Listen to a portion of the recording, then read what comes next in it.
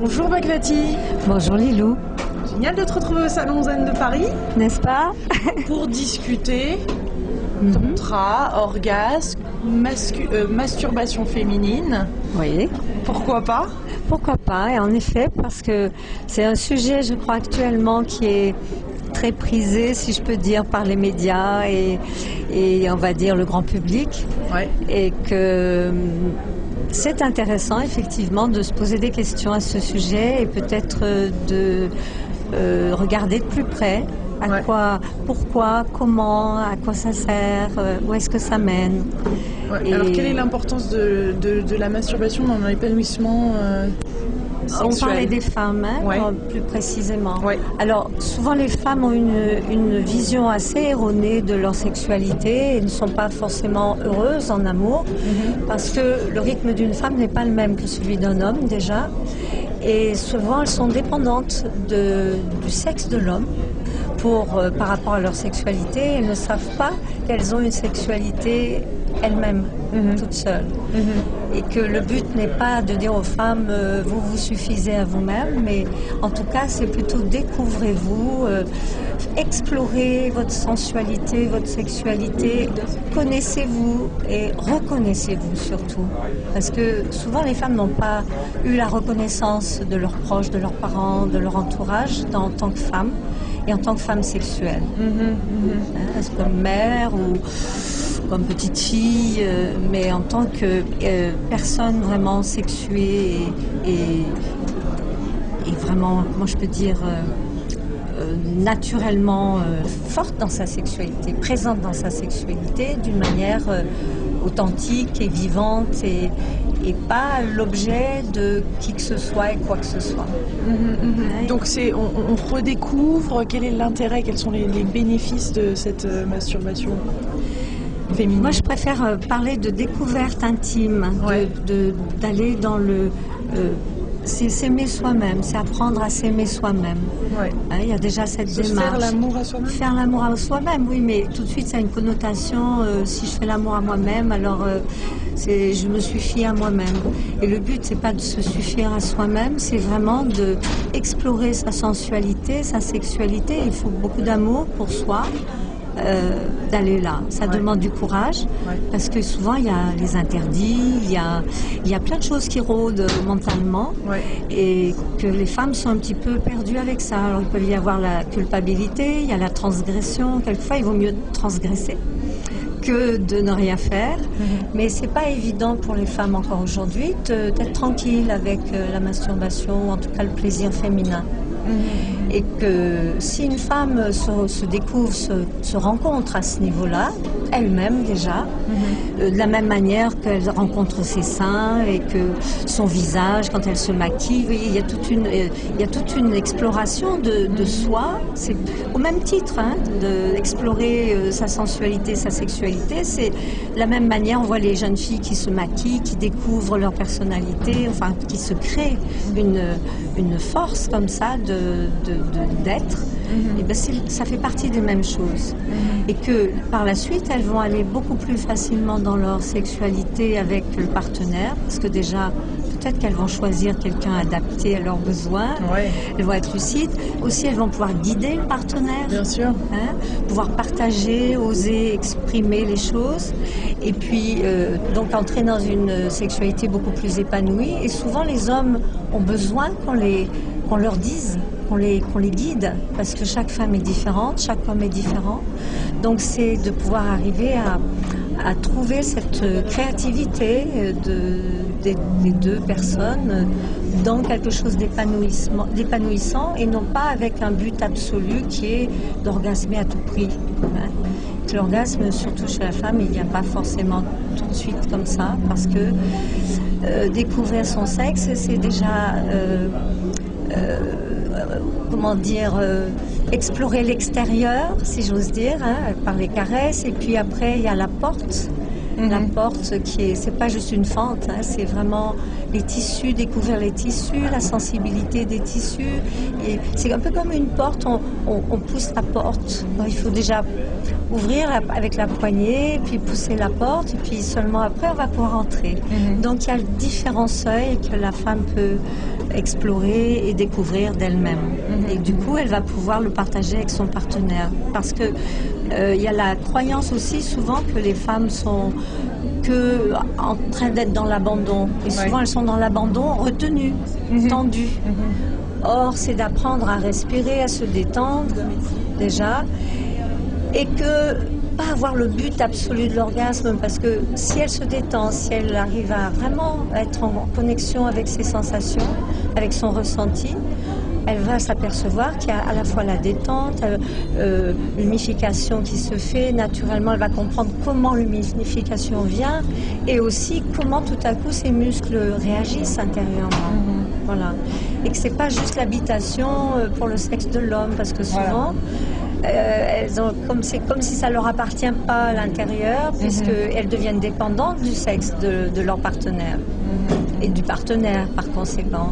Donc c'est aussi une manière de retrouver, on va dire, retrouver son féminin et sa force vitale, énergétique et sensuelle. Et quels sont les blocages que vous rencontrez ou que vous entendez parler de la masturbation?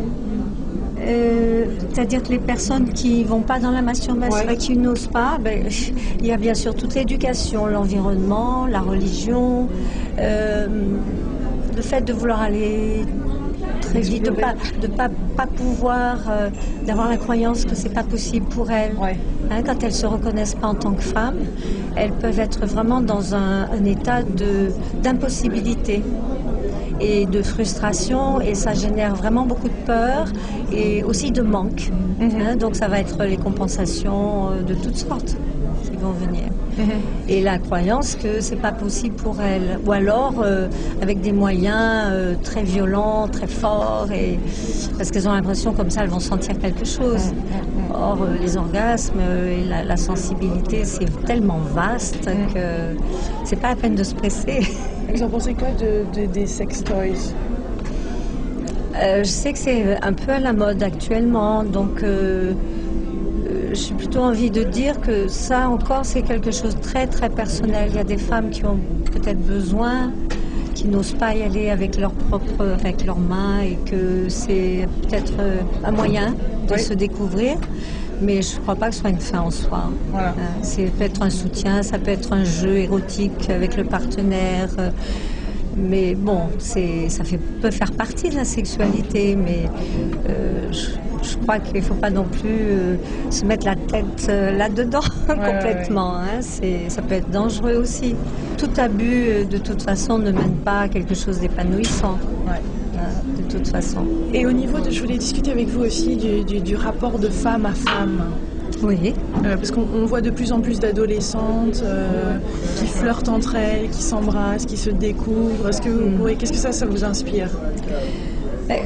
C'est vrai qu'aujourd'hui tout est un peu confus au niveau de la sexualité, parce que c'est un peu à la mode aussi de pouvoir être bisexuel ou en tout cas ouvert. Et pourquoi pas, ça peut être une découverte aussi de sa propre sensualité, ça peut venir combler le manque de contact avec la mère ou avec des femmes dans l'enfance. Il peut y avoir plein de raisons, mais ce qui est peut-être dommage, c'est quand c'est pas consciemment, quand ces choses ne sont pas faites consciemment. Et dans ce qu'on appelle le plaisir féminin, c'est aussi d'être en conscience avec ce que l'on fait. C'est peu importe ce qu'on choisit, hein, mais de le faire en conscience, de découvrir les choses en conscience. Et pas parce que ça se fait, et pas parce qu'il faut le faire, pas pour faire comme les autres. Ça ressemble un petit peu, il y a eu les époques, il y a des années en arrière, où les jeunes femmes faisaient l'amour avec n'importe qui pour dire ça y est, je ne suis plus vierge. Hein, je sais ce que c'est, et voilà. Parce qu'il peut y avoir beaucoup de violence aussi qui est emmagasinée dans les tissus, et aussi les femmes à ce moment-là n'ont plus la capacité d'aller dans leur sensualité. Donc aujourd'hui tout est ouvert finalement, tout est jeté comme ça en pâture, Et moi j'ai envie de dire, c'est ni bien ni mal, c'est seulement, si vous le faites, essayez de comprendre ce qui se passe en vous. Ouais. Pourquoi vous le faites. Hein? Consciemment. Qu'est-ce que ça vous apporte, voilà. Et vraiment consciemment, oui. Parce que finalement, la sexualité, c'est quelque chose de tellement évident, naturel, spontané. Un enfant, un petit enfant, il se touche. Pourquoi? Parce que ça le met en contact avec son premier chakra. Et il ne sait pas que c'est le sexe, et il s'en fout de tout ça. Mais il se sent plus vivant. Hein, que les enfants qui se balancent comme ça. En fait, ils sont en train d'activer leur premier chakra, tout simplement. Parce que ça les rend joyeux, la vitalité monte, et partout. Voilà. Et il y a plein de jeux d'enfants qui, finalement, permettent aux enfants d'être dans leur vitalité. Donc la sexualité, ça se commence tôt. Une sexualité épanouie, ça commence très tôt. Ben, on vient de la sexualité, hein. Ouais. Ça commence là. Ouais. Non, je veux dire, c'est l'innocence. Il y a l'innocence de la sexualité, c'est-à-dire c'est vraiment l'instinct. Parce que le premier chakra, c'est l'instinct de préservation. Ouais. C'est préserver la vie. C'est aller dans sa vitalité. C'est voilà, conquérir la vie, hein, être là. Ouais. Voilà. Hein? Ça, c'est la base. Donc, c'est important de réparer cet espace-là.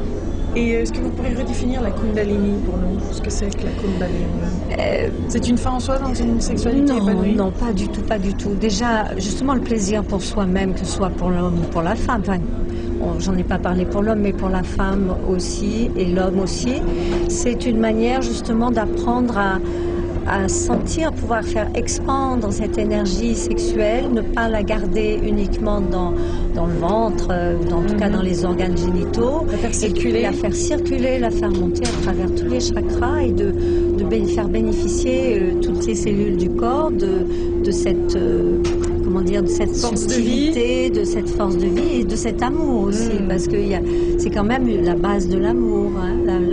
Faire l'amour, c'est la base de l'amour aussi. C'est pas juste se faire du bien physiquement. Ça va beaucoup plus loin, c'est beaucoup plus profond.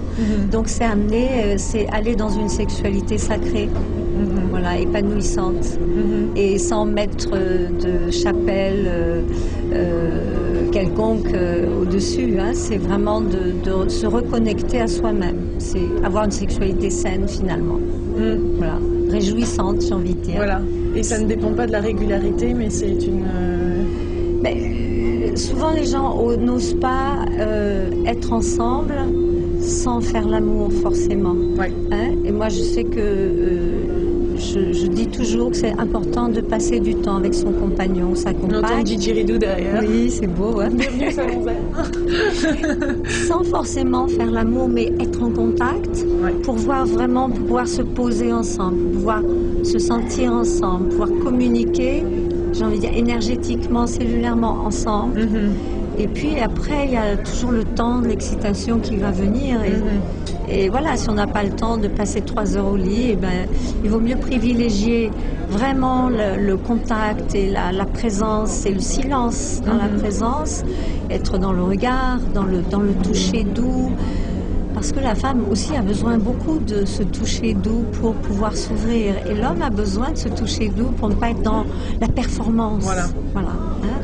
Donc c'est vaste, la sexualité c'est vraiment quelque chose d'immense, on peut en parler longtemps.